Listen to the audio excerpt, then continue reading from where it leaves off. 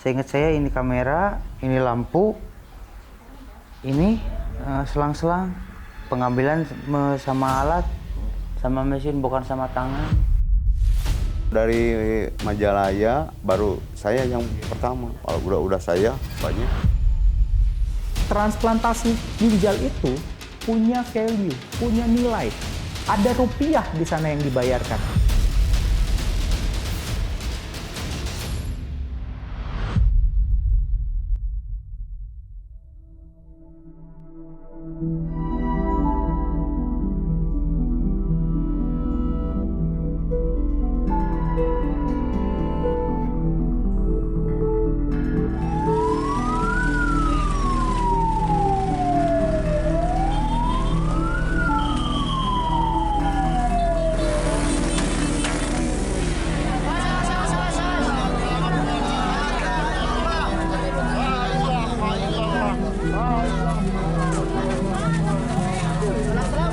Sungguh malang nasib Fadli Sadewa, nyawa bocah berusia 11 tahun asal Makassar, Sulawesi Selatan ini akhirnya melayang. Bocah kelas 5 SD ini sebelumnya diculik oleh 2 orang pemuda yang tidak lain adalah tetangganya sendiri. Dengan iming-iming janji diberikan uang Rp50.000, korban akhirnya menuruti kehendak para penculiknya. Namun naas, begitu tiba di rumah salah satu penculiknya, nyawa korban justru dihabisi secara keji.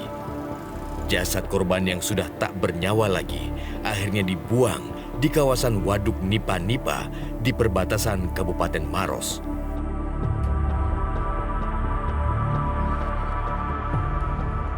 Miris, 2 pelaku penculikan dan pembunuhan ini mengaku melakukan kejahatannya demi menjual ginjal korban seharga $80.000. Aplikasi itu sudah apa? Sudah berapa lama kamu pelajari atau buka? Sudah lihat lama. Lama? Kenapa baru hari ini terencana? Baru kemarin? Iya, baru kebetulan itu. Kamu sudah ada cat-cat bilang sekian, sudah ada pembelinya? Belum. Oh belum, baru pemberitahuan harga, promosi harga. Berapa Belum ada yang harganya itu? pembelinya. Ya, Berapa harganya? Yang kamu baca gitu? $80.000. Iya. 2 tersangka pelaku yang masih berusia belasan tahun ini nekat melakukan pembunuhan gara-gara tergiur imbalan hasil penjualan ginjal. Rencana kejahatan terlintas setelah melihat sebuah tayangan penjualan organ di sebuah situs video. Tidak bisa dipungkiri, selama ini penawaran penjualan ginjal memang marak di dunia maya, termasuk di situs jejaring sosial Facebook. Penawaran jual beli ginjal lazimnya dibungkus dengan kedok grup donor ginjal. Di forum-forum seperti inilah orang-orang yang berniat untuk menjual dan membeli ginjal berkeliaran di dunia maya. Para anggota di forum seperti ini juga tidak sungkan-sungkan menyertakan nomor telepon pribadinya agar lebih mudah dihubungi. Penawaran penjualan ginjal yang tim Realitas telusuri di Facebook ini, beberapa dari warga ini berniat menjualkan ginjalnya ini dengan spesifikasi yang pembeli akan cari. Seperti mereka sudah mempromosikan ginjalnya untuk dijual dengan golongan darah, kemudian dengan ginjalnya yang sehat, lalu aktivitasnya normal, kemudian tidak merokok dan tidak mengkonsumsi minuman beralkohol. Ini salah satu syarat yang dibutuhkan oleh pembeli ginjal. Ketua Komunitas Pasien Cuci Darah Indonesia, Tony Samosir, beranggapan dunia maya menjadi salah satu media yang melanggengkan praktik jual beli ginjal. Media maya sudah menjadi media arena jual beli ginjal. Donor ginjal ini kan bukan lagu baru, ya, yang terjadi saat ini. Ya, itu sudah sejak lama. Jadi munculnya platform-platform baru seperti misalnya saja Facebook, ya itu menjadi sebuah dorongan orang-orang ini untuk melakukan donor organ tubuh dengan kompensasi, artinya komersialisasi. Artinya, ya, ada permintaan, ya, otomatis mereka ingin menawarkan. Sudah menjadi rahasia umum, Forum Maya Donor Ginjal kerap dijadikan ajang transaksi organ tubuh manusia. Namun praktik ilegal ini terus marak terjadi lantaran lemahnya pengawasan negara. Sampai sekarang pun yang menawarkan untuk dia menawarkan organ ginjalnya untuk didonorkan kepada pasien itu banyak sampai sekarang. Di platform-platform KPCDI kan ada ya kan. Kami kan organisasi yang punya badan hukum ya tentunya, yang terdiri dari banyak pasien, memiliki ribuan pasien. Tentunya kami tahu yang butuh, yang sedang mencari ya, yang sedang berproses untuk transplant, bahkan yang ingin mendonorkan, kami tahu. Tidak bisa dipungkiri, gagal ginjal atau ginjal kronis adalah masalah kesehatan yang serius. Penyakit ginjal kronis menjadi penyebab kematian tertinggi nomor 18 di dunia. Menurut data Badan Penyelenggara Jaminan Sosial atau BPJS, sepanjang tahun 2021 tidak kurang dari 6,3 juta kasus gagal ginjal. Pemerintah telah mengucurkan dana pembiayaan sedikitnya 6,5 triliun rupiah. Gagal ginjal menjadi penyakit katastropik atau penyakit berbiaya mahal di Indonesia. Lantas benarkah praktik jual beli ginjal sangat marak di Indonesia?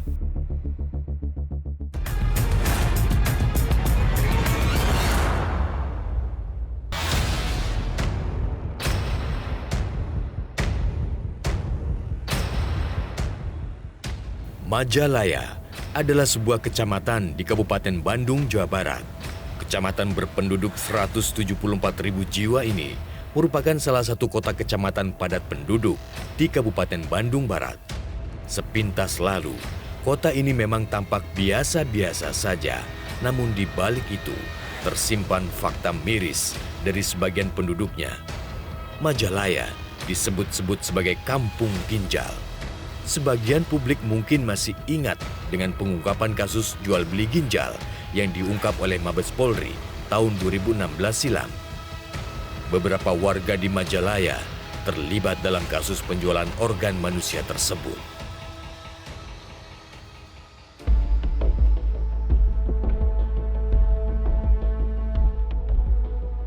Realitas mendapat informasi pengungkapan kasus 7 tahun silam rupanya belum tutup buku.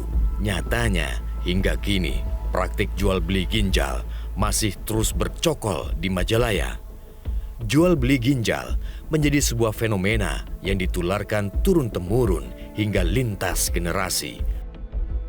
Buktinya adalah Ipan Sofyan, warga desa Wangi Sagara, pria 25 tahun ini telah menjual ginjalnya pada tahun 2018.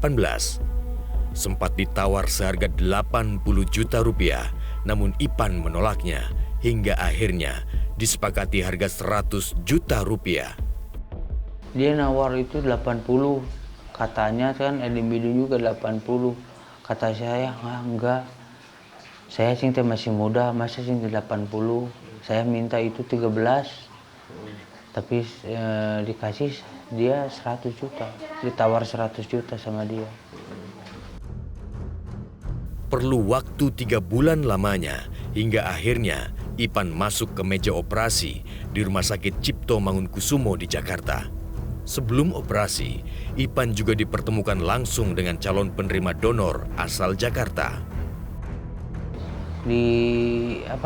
Ditemukan dulu sama dia 2 kali itu. 1 kali di biotes ditemukan ini pendonor, ini penerima donor. Sempat ngobrol sih, dia orang Jakarta, kerjanya dia punya kerjaan sih, punya tenaga kerja sendiri. Itu dioperasi di Jakarta di Rumah Sakit RCM. Bekas operasi 5 tahun silam itu masih membekas di tubuhnya hingga kini. Seingat saya ini kamera, ini lampu, Ini selang-selang pengambilan sama alat, sama mesin, bukan sama tangan. Kalau lihat saya dari kaset videonya itu.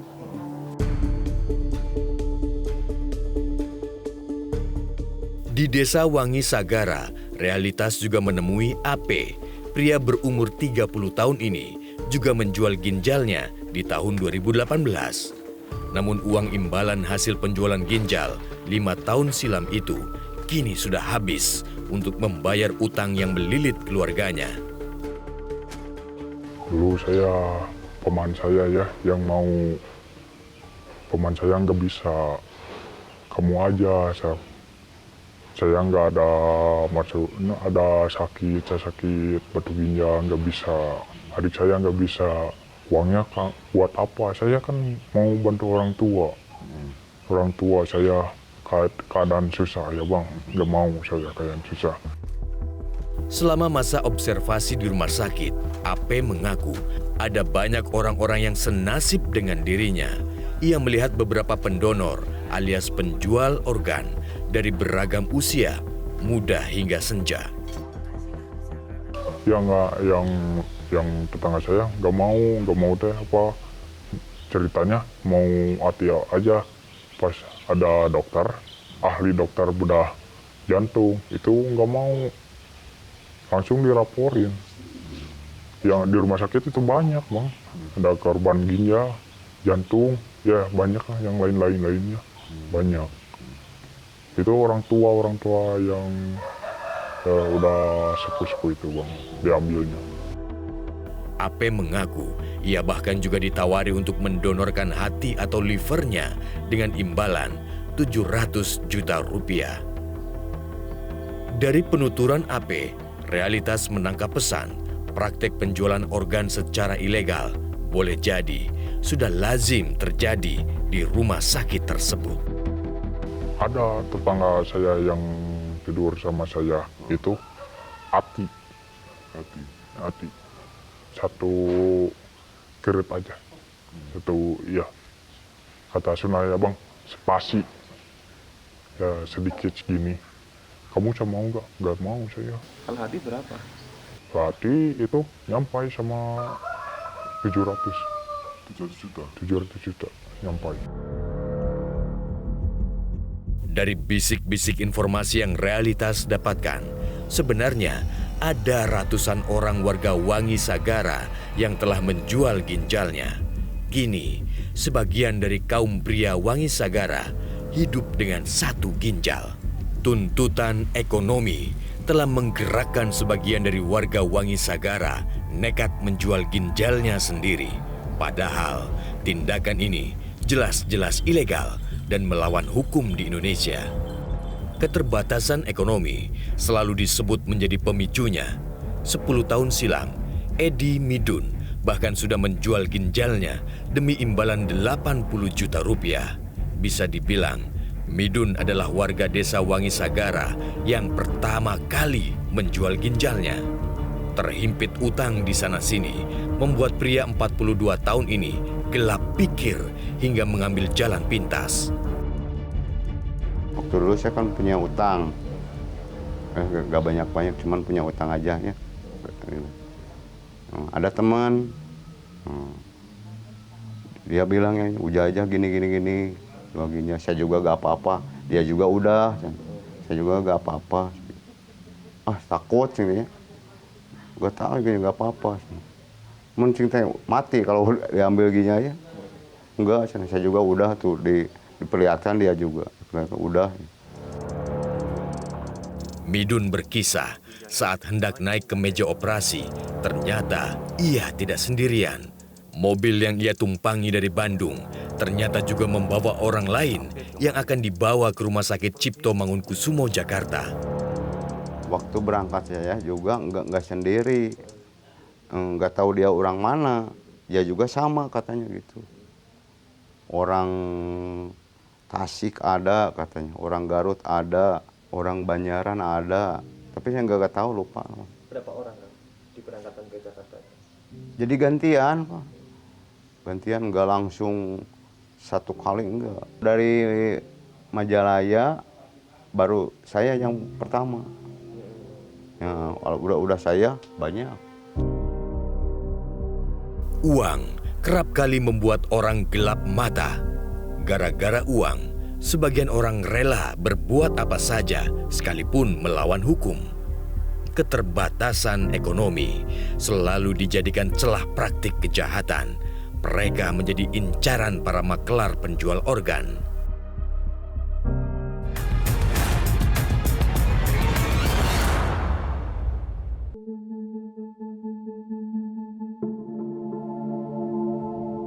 Praktik perdagangan ginjal di Majalaya begitu mengakar di masyarakat. Cerita warga yang menjual ginjalnya kerap kali justru dijadikan contoh kesuksesan. Ceritanya berkembang dari mulut ke mulut hingga berujung rayuan makelar menjala korban. Begitu banyak warga Wangi Sagara yang menjadi korban jual beli ginjal ilegal, sudah pasti ada makelar yang panen fulus haram. Realitas menemui Ude, salah satu makelar yang namanya disebut-sebut oleh beberapa orang. Ditemui di daerah perbatasan Majalaya dan Garut, Ude mengaku ia juga pernah menjual ginjalnya. Begitupun dengan makelar-makelar lainnya, lazimnya juga pernah menjual ginjalnya sendiri. Warga yang terhimpit beban ekonomi, biasanya mereka sasar sebagai calon penjual ginjal. Saya itu cari-cari aja, cari-cari orang yang butuh uang, dia lagi kelilit utang atau apa, sama saya itu ditawarin kalau mau bisa bayar utang, uang mau cepat, kata saya jual aja ginjal kamu. Ude mengaku mendapat komisi 10 juta rupiah setiap mendapatkan satu orang pendonor ginjal. Uang komisi cair saat pendonor lolos hingga naik ke meja operasi. Miris, hingga kini Ude mengaku sudah pernah merekrut 21 orang yang mendonorkan ginjal secara ilegal. Dianterin sama saya ke bos saya, ngobrol sama bos saya udah di situ. Saya langsung dikasih 1 juta. Kalau udah sampai sukses, sampai diambil ginjalnya, didonorin, saya dikasih lagi uang. Kadang-kadang 10 juta, 15 juta. Pria Parubaya ini sudah menjalani bisnis gelap sejak 3 tahun terakhir. Tidak hanya merekrut calon penjual ginjal, bos Ude juga mencari organ tubuh lain seperti usus dan sumsum tulang belakang. Ada, selain ginjal itu usus sama tulang rusuk. Tulang punggung belakang itu kan bisa diambil. Itu paling mahal itu. Sekitaran. Kalau tulang punggung itu ke pendonornya itu sampai ke 500 atau 600 juta. Kalau tulang punggung, kalau usus itu untuk 3 cm itu 200 sampai 250 juta. Selain itu ada lagi yang hati atau apa? Enggak ada, cuman ginjal, tulang punggung sama ini usus. Transplantasi ginjal adalah satu-satunya cara untuk membebaskan pasien gagal ginjal dari cuci darah seumur hidup. Terlebih, biaya cuci darah juga tidak murah, mulai dari 800.000 hingga 1,5 juta rupiah per sekali tindakan. Sementara di pasar gelap, harga ginjal ilegal terus naik dari waktu ke waktu. Dari kisaran 170 juta di tahun 2016, kini harga ginjal sudah berkisar 250 juta rupiah. Lantaran inilah, peredaran gelap ginjal ilegal masih terus marak terjadi. Demi mulus menggangsir fulus haram ginjal ilegal, para makelar selalu mempersiapkan calon pendonor ginjal sedemikian rupa. Para pendonor diberitahu lebih dulu tentang seluk-beluk proses transplantasi ginjal. Para pendonor atau penjual ginjal biasanya juga dipalsukan identitas dirinya. Waktu pertama itu saya ditanya sama dokter diperiksa sama cek darah seperti biasa, cek darah. Terus dokter jantung, dokter paru-paru itu tanya semua juga. Polisi juga itu ada. Tapi saya harus berbohong. Kalau mau jadi dioperasi, kalau saya mau jadi punya uang, jadi gul, saya harus berbohong. Berangkat dari keterangan beberapa pengakuan narasumber, realitas mencoba meminta konfirmasi ke pihak Rumah Sakit Cipto Mangunkusumo. Sebagian narasumber menyebut mereka naik ke meja operasi transplantasi ginjal di rumah sakit ini.